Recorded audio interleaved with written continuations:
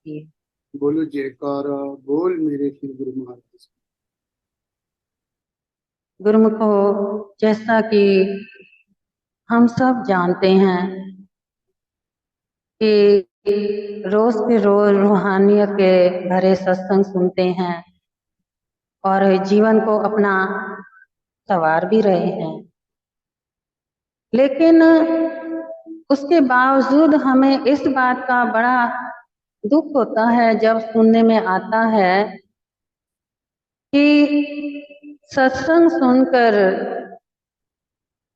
फिर भी कुछ अमल में क्यों नहीं लाया जाता, जिससे कि आपका अपना जीवन वहां की गहराइयों को छुए, यानी कि अपने अंदर की गहराइयों में डूब करके अपने अंदर से अपने परम पिता परमात्मा की खोज करे। और उस खोज से ही शक्तियां अंदर छुपी हैं। अगर उस शक्तियों को जागृत करेंगे तभी जाकर के हमें हर दुख, बीमारी, परेशानी, कलेश, सभी झंझटों से मुक्ति मिल सकती है। लेकिन हम क्या करते हैं, सुनते भी हैं, समझते भी हैं, लेकिन रमण नहीं करते, मनन नहीं करते।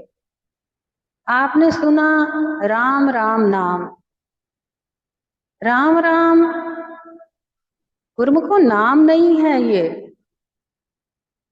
राम तो रमणा है।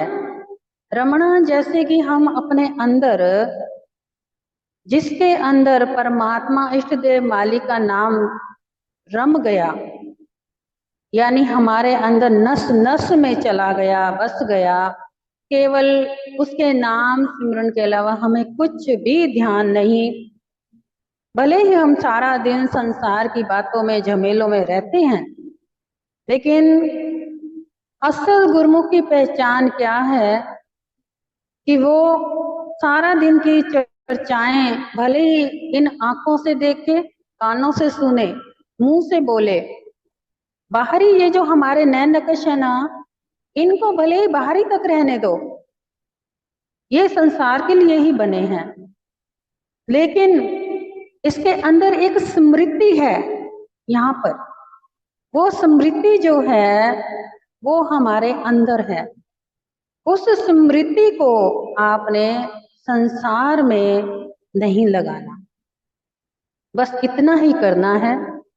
आंखों से संसार को देखो, अच्छे बुरे की पहचान करो, कानों से भले ही सब कुछ सुनो, समझो, उसमें से अच्छी बातों का अमल करो, बुरी बातों का बाहर निकालो।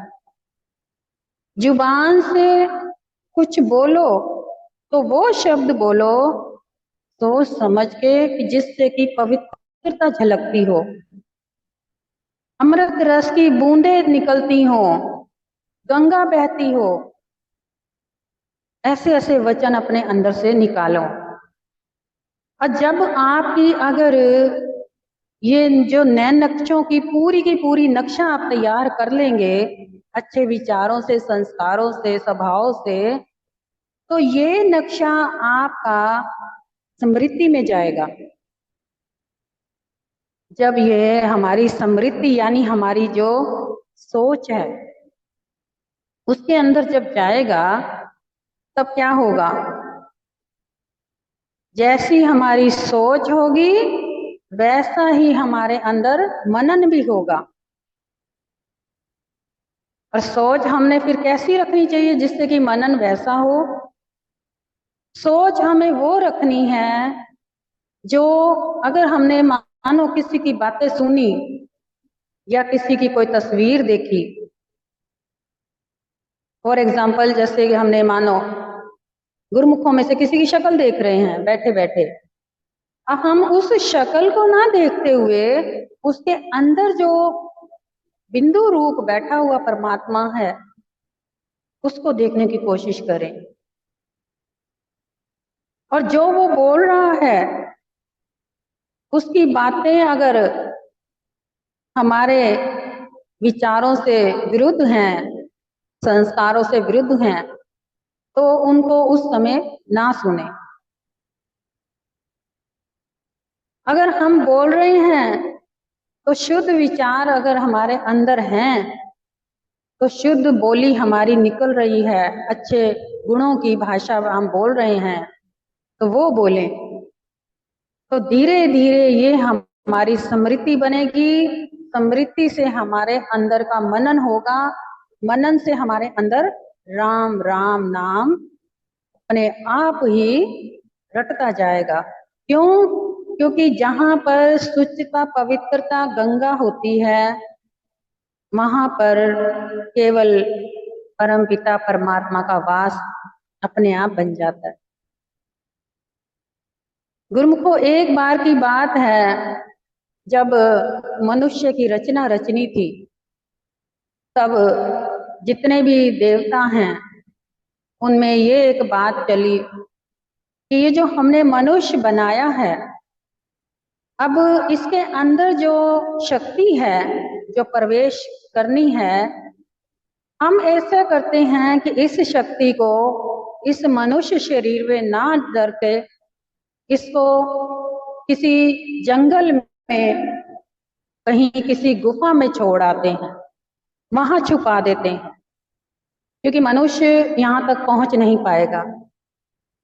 फिर दूसरे देवता ने कहा नहीं नहीं, ये सब ठीक नहीं है, क्यों ना हम इसको ऊंचे पर्वत की पहाड़ी पर जाकर रख दें, ऊंचे पर्वत पर, शिखा पर, जहां पर कभी मनुष्य पहुंच ही ना सकेगा। फिर किसी ने कुछ कहा, किसी ने कुछ कहा, आखिर पर एक ने सही सलाह दी। वो क्या? उसने कहा कि छोड़ो ये सब बातें, हम इस शक्ति को मनुष्य के अंदर की गहराइयों के तले के नीचे छुपा के रखेंगे, जहां से मनुष्य ढूंढ ही नहीं पाएगा। क्यों नहीं ढूंढ पाएगा? अब ये सोचने वाली बात है, अगर हमारे अंदर कोई शक्ति है तो हम क्यों नहीं ढूंढ पा रहे उसे? क्योंकि मनुष्य को हम देवता कहते हैं हमने मन भी दिया है। अब ये जो मन है ना, ये बाहर भटकाता रहेगा। अब मनुष्य जो है ये मन के साथ बाहर ही रहेगा, बाहर की दुनिया में ही घूमता रहेगा, खोजता रहेगा, लेकिन अपने अंदर की खोज जो है वो नहीं कर पाएगा। तो ये बात सत्य है। आज क्या हो रहा है कि मनुष्य बड़ों का निरादर करता है, या किसी की चुगली निंदा बुराई या किसी को गिराने में लगा रहता है, या किसी के बुरे विचार संस्कारों पे चल पड़ता है, जिससे अपना घर भी खराब कर लेता है, या बुरे नशे पत्ते लगा लेता है, जिससे अपनी जिंदगी बर्बाद कर लेता है।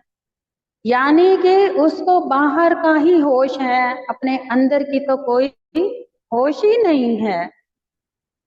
और जिसको जिस दिन अपने अंदर की होश आ गई, यानी कि अपने अंदर का उसका राम जब जागृत हो गया नाम सिमरन द्वारा, तब उसको अंदर की शक्तियां जो हैं, अंदर की गहराइयों में जो छुपी पड़ी हैं, उनका आभास होगा और वो अंदर से जागृत हो उठेंगी। और जब वो शक्तियां जागृत हो गई जिस दिन, उस दिन उस मनुष्य के शरीर में ना तो कोई कष्ट होगा, ना कोई दुख रोग बीमारी होगी, ना घर में, ना अड़ोस पड़ोस में, ना जाति भाव में, ना कहीं देश में, कहीं विदेश में, कहीं किसी का ऐसा भी कोई, ना तो उसका अपना कोई दुश्मन होगा, ना कोई मित्र होगा, ना सज्जन होगा, सब के सब उसको एक समान ही नजर आएंगे। क्योंकि हमारे अंदर की जो शक्तियां जागृत होंगी वो हमें भले बुरे की पहचान कराएंगी, हमें सही मार्ग दर्शाएंगी। और जब सही सत्य मार्ग दर्शाया जाएगा हमारे अंदर की शक्तियों द्वारा, तो हम क्या करेंगे? हम अंधेरों से निकलकर उजाले की ओर जाएंगे। और जो उजाले की ओर चलता है तो उसको फिर कभी भी गलत काम नहीं कर सकता। आपने देखा कि चोर जो है अंधेरे में चोरी करता है, उजाले में नहीं करता। तो इसी प्रकार से हमारा जो मन है ये जब तक से हमारे अंदर विषय विकारों का अंधेरा पड़ा हुआ है, घोर अंधकार है, पाप अपराधों का अंधकार है, तब तक ये मन भागता रहेगा। तमाम उम्र बीत जाएगी, ये भागते भागते हमें थका भी देगा, हमारे जीवन को नष्ट भी कर देगा और जीवन का कोई लक्ष्य भी प्राप्त नहीं होने देगा। तो जब हम इस मन को अगर बाहर से मोड़ करके अपने अंदर ले आए, तो अंदर से जब उसको रोशनी प्राप्त होगी तो ये जाग जाएगा और अपने उस दिशा पर चलेगा जिस लक्ष्य के लिए ये जीवन धारण हुआ है। गुरुमुखों, हमारे अंदर की जब शक्तियां जागेंगी तब हमें एहसास होगा कि हम कहाँ गलत रहे, क्या हमने गलत किया। और हम जब ऐसी बातों पे गौर करेंगे तो हमारे अंदर से जब गलतियां हमें नजर आएंगी ना अपनी, तो हम उसके ऊपर पश्चाताप भी करेंगे। फिर जितना जितना हम पश्चाताप करते जाएंगे उतनी उतनी हमारी गलतियां जो हैं अंदर ही अंदर समाप्त होते होते वो परमात्मा के सिमरन में खो जाएंगी। जब सिमरन में चली गई तो ना तो हमारा कोई पाप अपराधों का कोई रजिस्टर्ड रह जाएगा, ना कोई परमात्मा के घर में हमारे कोई दोष विकारों का कोई बही खाता रहेगा, जिससे कि हम अपने 84 लाख के जन्मों से भी मुक्त हो जाएंगे। कहने वाले कहते हैं ना कि हम कहीं जंगलों में जाकर के तपस्या करें या पहाड़ों की चोटी पर बैठ करके तपस्या करें या बाहर जंगलों में झोपड़ी में बैठ करके करें। अब इस सत्संग में आज आपने ये सुन लिया कि जब देवी देवताओं ने मनुष्य शरीर बनाना आरंभ किया तो उसके अंदर जो शक्ति डालनी थी, यानी शक्ति क्या थी, वो परमात्मा की ज्योति जो हमारे घट घट में वास करती है, जिसे कहते हैं घट घट में वास करता परम पिता परमात्मा है। अब उन्होंने ये साबित कर दिया कि ना तो परमात्मा पर्वतों की चोटियों पे मिलेगा, ना किसी गुफाओं में मिलेगा, ना कहीं जंगलों में मिलेगा। वो केवल केवल हमारे मन के अंदर की गहराइयों के नीचे अंदर जो दबा पड़ा है वहां से प्राप्त होगा। तो उसके लिए हमें क्या करना है? जितना हो सके पहले तो अपना बर्तन साफ करें। अब आप सोचें कि आपके जो पात्र में अगर वो गंगा जल डालेगा तो अगर आपका पात्र साफ पवित्र नहीं होगा तो वो गंगा जल का क्या असर होगा? उदाहरण के तौर पे आप घर में भी अगर जल रखते हैं दरबार में, मंदिर में, वो कितना साफ सुथरा आप पात्र यानी बर्तन कितना सफाई से रखते हैं। क्यों? क्योंकि उसके अंदर जल रखना है। अगर बर्तन साफ नहीं होगा तो जल की पवित्रता भी नहीं होगी। तो इसी प्रकार हमारा जो पात्र यानी हमारा अंदर से जो चंचल मन है, इसको जितना स्वच्छ और साफ रखेंगे उतना ही इसके अंदर पवित्रता जागते जागते धीरे धीरे परम पिता परमात्मा बोल उठेगा। तब हम क्या कहेंगे कि फिर हम ये नहीं कहेंगे, कुछ भी हम बोलें, सत्संग करें, वचन करें, भजन बोलें, अच्छे संस्कारों की बातें करें, तब हम ये नहीं कहेंगे कि मैं बोल रहा हूं या मैं बोल रही हूं। तब हम ये कहेंगे मैं नहीं, परमात्मा की आवाज है। इसे कहते हैं परमात्मा की आवाज।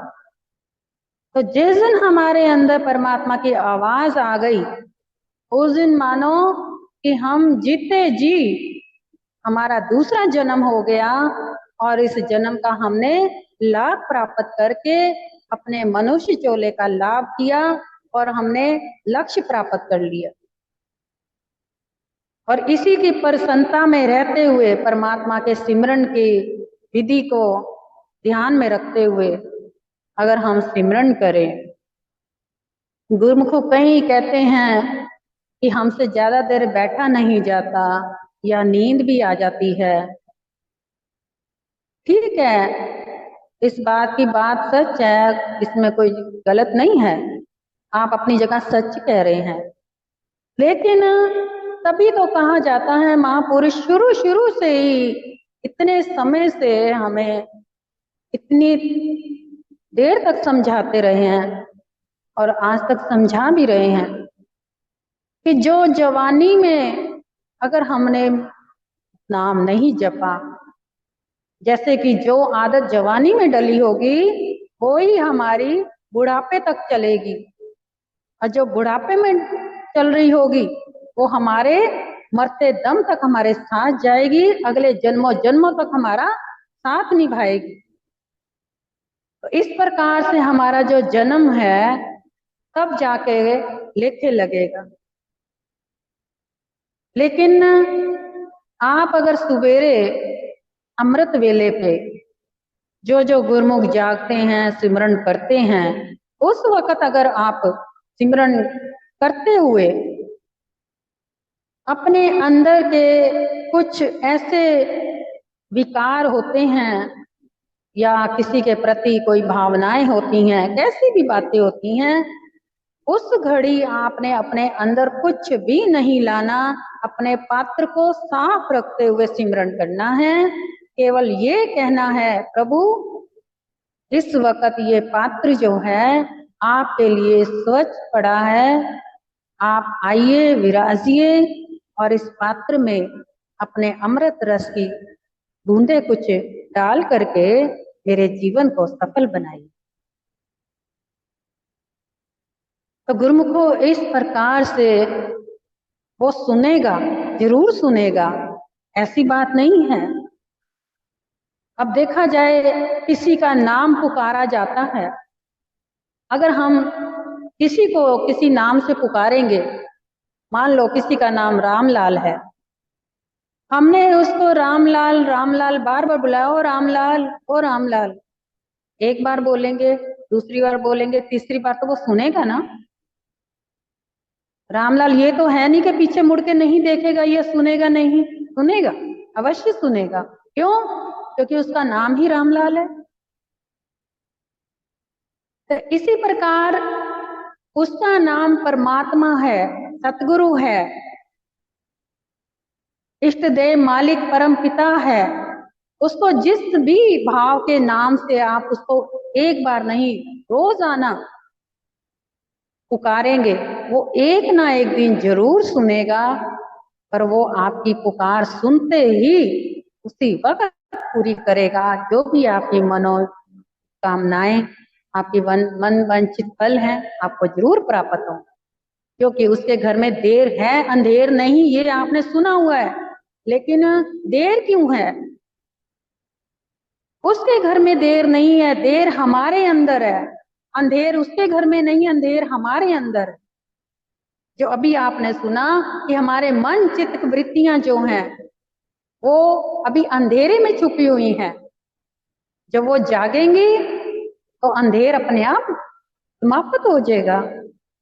और देर कहाँ है कि हम अपने अंदर की गहराइयों में जाने में टाइम लगा रहे हैं। जब हम अपने अंदर की गहराइयों में पहुंच जाएंगे तो फिर काहे की देर, फिर तो एक सेकंड की बात है बस।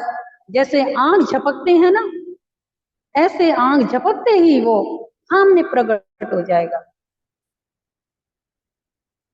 और जब वो सामने प्रकट होगा तो वो क्या कहता है, खुद को कर बुलंद इतना ऐ बंदे के खुदा भी तुझसे पूछे कि बता तेरी रजा क्या। यानी कि हम अपने आप को अंदर से इतना बुलंद कर लें, इतनी ऊंचाई बुलंदियों को छू लें कि वहां परमात्मा खुद स्वयं बैठा विराजमान होकर के हमसे पूछे कि तू मेरे तक जो पहुंच गया है तो इसका मतलब तेरी क्या रजा है, बता जरा। फिर बंदा क्या मांगेगा? जिसको परमात्मा सृष्टि का पूरा रचयिता मिल गया, जिसने न जाने कितनी सृष्टियां रचा रखी हैं, जिसको वही प्राप्त हो गया, तो फिर क्या इच्छाएं रह गई? वहां तो सारी इच्छाएं जो हैं एक में ही समा गई। फिर तो जो चाहो सो पावो, यानी अपने कसम भरोसा, यानी अपने परमात्मा पे जिसका भरोसा बैठ गया, फिर तो जो चाहोगे वही पाते रहोगे। एक बार विश्वास और भरोसा बिठाने की जरूरत है। और नाम सिमरन इस प्रकार से करो, अगर आपका शरीर, माना कि आपकी उम्र बीत गई है, अब जाकर के आपको होश आई है, अब आपकी अवस्था जागृत हुई है, भले ही देर से हुई, कोई बात नहीं। जितनी भी आपकी कमाई अगर होगी इस जन्म में, अगर पूरी नहीं हुई है, तो वो फिर अगले जन्म के लिए आपके लिए तैयार रहेगी। यानी कि आप ये समझें कि जितनी बार हम कक्षा में बैठ करके पढ़ाई कर रहे होते हैं, जितनी हमारी पढ़ाई हो जाती है, हमें उतने ही नंबर दिए जाते हैं, और उन नंबरों द्वारा हमें फिर अगली कक्षा पर बिठाया जाता है, यानी कि हमें पास कर दिया जाता है। तो जब हम अगली कक्षा में जाते हैं, तो हम वहां से नई पढ़ाई नहीं करते हैं। क्यों? क्योंकि हमारी जो पिछली कक्षा की पढ़ाई है वो हमारे साथ होती है। उस पढ़ाई की बदौलत हम आगे की और पढ़ाई को कैच करते हैं। तो ऐसे ही हमारे अंदर की जो पिछले जन्म की भक्ति के कुछ अंश हमारे अंदर एकत्र हुए होते हैं, उसी के द्वारा आगे की और हम भक्ति की कमाई कर करके अपने जन्मों जन्मों की कमाइयों को एकत्र करके एक जन्म ऐसा आता है कि जिससे कि हम 84 लाख से मुक्त हो करके परमात्मा में समा जाते हैं। तो इसलिए गुरुमुखो, समय बहुत जल्दी बीत जाता है, जबकि सत्संग करने बैठो तो होश नहीं रहती हमें खुद भी, लेकिन फिर भी हमें समय का तकाजा रहता है। और आप सब कई गुरुमुख शिकायत भी शायद करते हैं कि हम समय ज्यादा लेते हैं। तो गुरुमुखो, जितना समय था उस समय में जो जो महापुरुषों के वचन आए, उस परम पिता परमात्मा ने जो जो आपके लिए इस दासी की खाली बर्तन में जो दात बख्शी, वो इस दासी ने आपके आगे सर्व कर।